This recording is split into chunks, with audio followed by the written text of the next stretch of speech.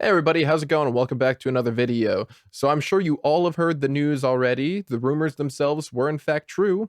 The Nintendo Switch was announced this week on January 16th, 2025 in the year of our Lord and Savior Gabe Newell. So yeah, let's take a look at the reveal trailer and we'll discuss it afterwards. Let's see if Nintendo making us wait 8 years was worth it. Nintendo.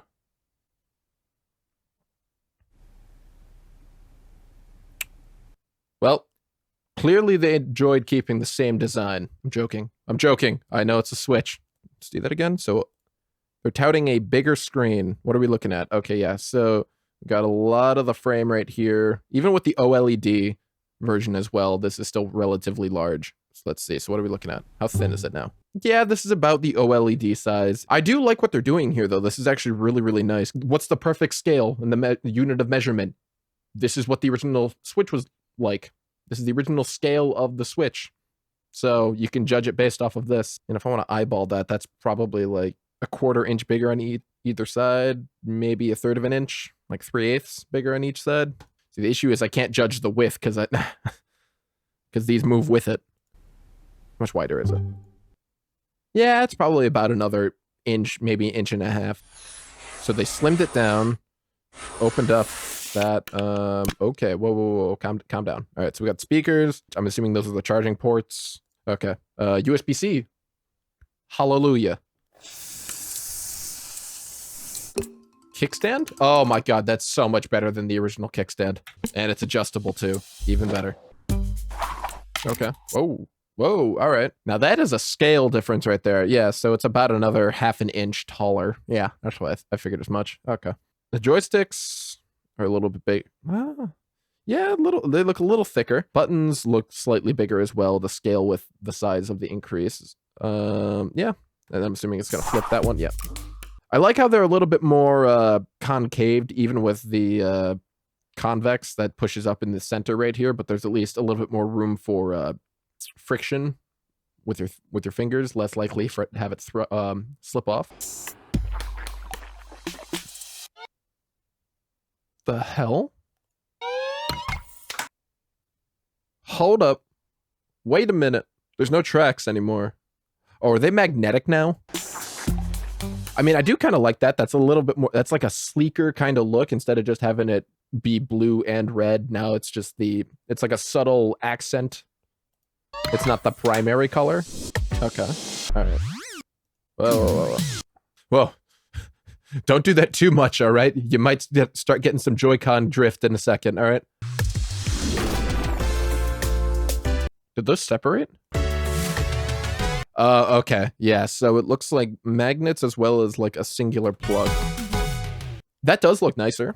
I'd say it's more on, I don't know if I like the peach. I still kind of like the red, but also, I mean, maybe red may have just looked a little too, may have been too much of a contrast with the subtleness, because even this blue has changed a bit. It's a lot whiter than it was before. Yeah, I mean, I see why they would have gotten rid of the tracks. My main concern, though, is the magnets losing their, their pole, essentially, over time. Because, I mean, a magnet does eventually get, from, like, constant use, you're gonna lose, it's gonna lose pole in strength. So I wonder how that's going to affect it. I do get why they removed the tracks, though, because I would not at all doubt if people really, like, accidentally just screwed it up, you know? If you miss it, you cut yourself, or you could hurt yourself on the console itself. They probably, I mean, I wouldn't doubt it if there were also some people who completely missed the track, but got it like partially in and then just like crammed it in there. Or if their kids did something like that and then it just made it completely unusable. So understandable in that regard. It's a change. I wasn't against the track or the tracks for the Joy-Cons themselves on the console, but makes sense. Oh, I just realized, where's the dock? Dock me. Okay, 2. Is that it? I do think that this is a bit of a cop-out. Like, I understand the branding of the Switch, but just calling it the Switch 2 just feels really underwhelming. I feel like you could have given it the Nintendo Switch something besides just throwing a number onto it. Granted, that could be said for, you know, like even a lot of consoles or Sony in general, who's currently on the 5 Pro. But I don't know. I just feel like the Nintendo Switch, adding a number to the end of it just doesn't work, in my opinion. Or it doesn't blow me away for a name like, oh my God, the Switch 2. Maybe that'll grow on me. I also just noticed as well, because this really just showed it to me. I did not realize just how much more rounded out these edges are. Like they're less square and definitely much more circular and rounded off than they were before. I don't know how that's going to play, because at least for me, I can't personally hold this thing as a handheld. I need the attachment because it just, when I hold it, I'm kind of like this, trying to like grip onto it because my hands are too freaking big. But I feel like that's also, if I'm losing real estate for where it can like rest in my palm, and it's probably going to run into the same boat. Oh, that's even magnetized as well. Okay, well, makes sense. Yeah, all right, that's what I noticed. They flattened this now as well, so you can easily take it in and out. So that's going to be kind of annoying. I mean, I wonder if I still wonder if the Pro Controller is going to be universal, something you can still move from the Nintendo Switch to the Switch 2. Because, I mean, that doesn't require, I mean, it's literally just a wireless connection, so I don't see why it shouldn't work. I can see this being really annoying though. It's not rounded off. You can clearly see it's not rounded off. So Nintendo Switch 2 plays both physical and digital Nintendo Switch. Oh, okay. So it's backwards compatible as well. They literally just rendered the older console obsolete with this, like fully. That's really nice. Okay. The Nintendo Direct. Yeah, that's probably when we're going to get all of the actual details. So we got another 2.5 months. Okay. So take all of this with a grain of salt because these are leaked. They're not official. So it's not all 100% true. It could be, but because this is all data mined. However, again, take everything here with a grain of salt, and it's also on Reddit. So, but let's take a look at this. So these are going to be the supposed specs of the Switch 2 versus the Switch original. So what we're looking at right here is Cortex A57 and the Cortex 87AC. So this is something that even back when the original Switch came out was a problem a lot of people had, was the CPU already being like a 5 or 6 year old CPU at that time. And it can't, so the console Switch came out in 2017. The CPU was already, like I said, 5 or 6 years old. It was like 2011 or 2012, something like that. I would not at all doubt it because I'm pretty sure they're doing the exact same thing with the Cortex 78C. I think it's like a 2021 card. So we're looking at around the 4 or 5 year mark again as well for the CPU. Now, you could be saying like, oh, Nintendo's pulling Nintendo again and they're using older hardware. Not necessarily anything to be worried about because we'll get into the rest of the specs here in a second. But if you watch any of the tech channels on YouTube, a lot of them, I'm sure you've seen at some point, have made an older build with older chips, older cards, older processors, yada, yada, yada, just older parts in general. And you can still get a very, very reliable experience with it. And knowing Nintendo, especially when you're looking back at the original Switch in 2017, the asking price was $299.99, and they undercut the entire market at that point with the the PlayStation 4 and the Xbox One X, I believe it was at that time. So, or One S or One X, one of the two. There's so many of them, but this is one way that Nintendo can lower the cost for the console because there's not as much on the it's a lesser cost on the production side for them to worry about if it's an older card and they're not using the most top of the line, newest of new. And also, I wouldn't at all doubt it if they chose this card probably back whenever it was released or in the past like year or two. And because they chose this card, they've got enough of the supply to keep up with the demand itself for this product when it gets released. So CPUs, I don't think are going to be something we should be running into an issue of running out of. Let me see. So GPU architecture. So we're going from the Maxwell 2.0 and to the Ampere. So both of these are NVIDIA architectures for GPUs. Maxwell is pretty good. The Ampere, on the other hand, this one's it's fairly new by architecture standards. And what's really interesting about this is this architecture allows for more GPU bandwidth to be utilized from the GPU. So that way, you can get more power from the GPU sent to the CPU and more information. Therefore, with the bandwidth and the information coming through, you can get a better experience, more frames, yada, yada, yada, things of that nature. But what it also does is it has increased ray tracing compatibility. So the likelihood of there being ray tracing on the Switch, I don't know. Possibly. I mean, technically with this GPU architecture, it will allow it. Whether or not developers utilize it and or the console also will be able to properly support it hardware-wise remains to be seen. However, definitely a step in the right direction over the Maxwell 2.0. CUDA cores, it's not really much to measure about this. I mean, it's a 6x. This is just basically, you know, how many more cores the GPU has over the previous one. It's 6 times as strong by comparison. That's a pretty big jump.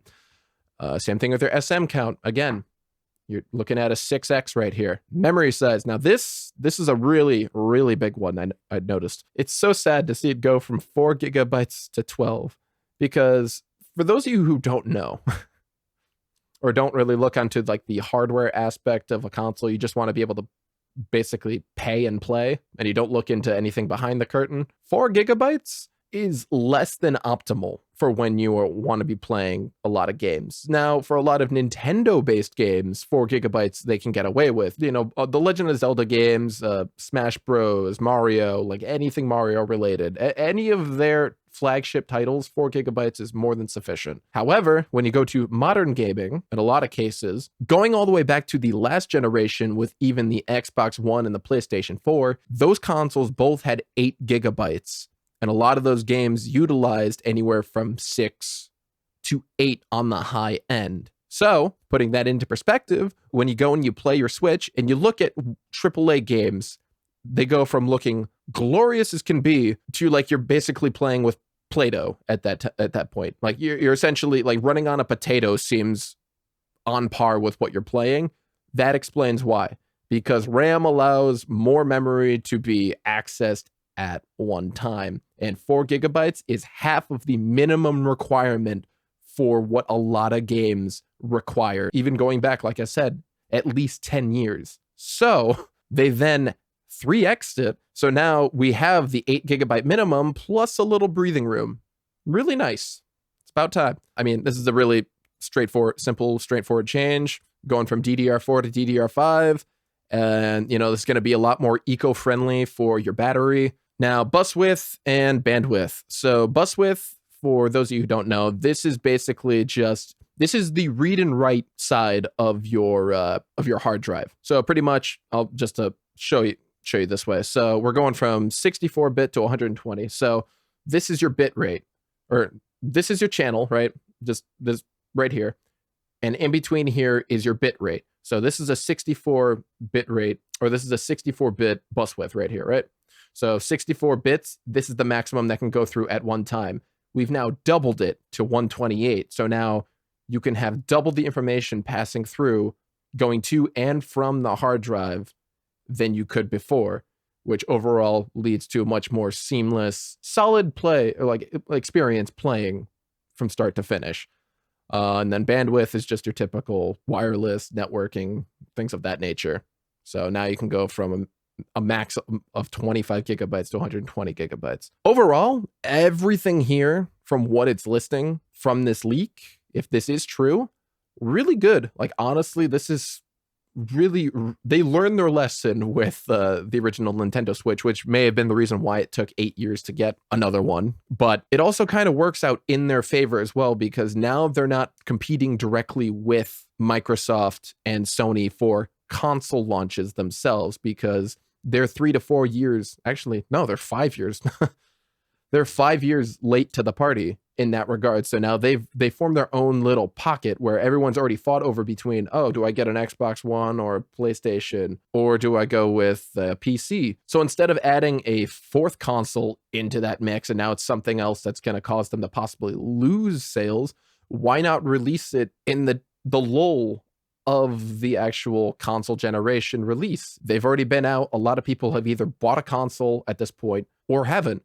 And now they have another option where they've already got money. They don't have to worry about like, oh, which decision do I make? But one of my biggest things I'm genuinely concerned about, though, goes back to this right here, because this architecture also supports DLSS. And I'm sure as many of you who are staying for this entire portion of it, you're probably PC fans like myself. And 50 series cards just came out, got announced, I should say. Not they haven't released yet, but they just got announced. DLSS with frame gen is not looking that hot right now, because if what they're trying to do is, I mean, from the specs alone, this is a significant improvement over the Nintendo Switch. My one concern is that when April 2nd, I believe it was, for Nintendo Direct, which is probably when we'll get the actual specs officially released.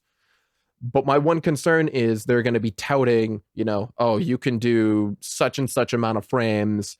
Let's say you can do 60 FPS with 540p. But is it really 540p 60 FPS? Or is it actually 540p 30 FPS rendered with another 30 DLSS added on top of it, and frame generation through that, getting you up to 60, but realistically you're still playing at 30 FPS. Don't get me wrong, consistency is fantastic and I'll take it over anything, but it's a slippery slope when it comes to this whole DLSS frame gen feature that developers seem to be utilizing now, because you're not actually optimizing the game. You're using AI to help optimize your game and make up for the things that you can't do yourself. But it doesn't actually improve the experience. It's just slapping a number on to make it feel like it is. It's like basically throwing VSync on 30 FPS. That's probably the better way to say it. Everything just feels smooth. It's a lot less choppy. It's got its own little nuances and inconsistencies, but it's different. The screen, what you're looking at, will look smoother, but it'll still feel like you're playing at 30 FPS. So that's my main concern when it comes to this console, and just in general going forward with a lot of other consoles. But yeah, that'll wrap it up. Let me know in the comments what you guys thought about the reveal, what your thoughts are on these leak specs. If you've heard different, if you've seen anything different, let me know if I forgot to mention anything. Let's try to keep it all civil down in the comments, please. And yeah, that's pretty much it. I'll catch you guys in the next one. See ya.